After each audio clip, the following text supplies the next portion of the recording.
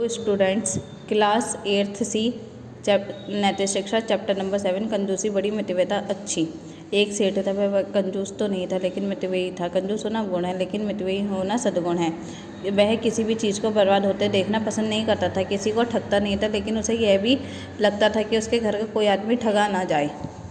एक बार उसके लड़के की पत्नी नई नई अपने ससुराल में आई थी। जब उसने यह देखा कि उसका ससुर खरीदे हुए से घी को तुलवा रहा है, भजन करते समय घी गिर जाने पर उसे ससुर मास्टर ने सहज साहस से उठाकर अपने हाथ में मल लिया, तो पुत्रवधू को लगा कि जिस घर के आदमी इतने कंजूस है कि एक बूंद घी की भी जिन्हें समाई नहीं है, उस घर में मेरा कैसा नहीं होगा। उसने इस बात की परीक्षा लेनी चाहिए कि ससुर मास्टर सचमुच ही इतने कंजूस है या इसमें कुछ रहस्य है। उसने पड़ोस के एक आदमी को बुलाकर ससुर की परीक्षा लेने की योजना बनाई। योजना के अनुसार दूसरे दिन बहू माथे में दर्द होने का बहाना लेकर लेट गई।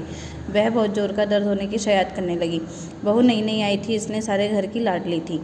कभी किसी डॉक्टर को, कभी किसी वैद्य को, कभी किसी हकीम को बुलाया गया, तरह तरह की दवाई दी गई, लेकिन दर्द कम होने का नाम नहीं ले रहा था। सचमुच ही कोई दर्द हो तब तो दवा का असर हो, दर्द कम हो, लेकिन दिखावटी दर्द कैसे कम हो। आखिर जिस व्यक्ति के साथ योजना बनाई गई थी वह सेठ के घर के पास से आवाज लगाता हुआ गुजरा।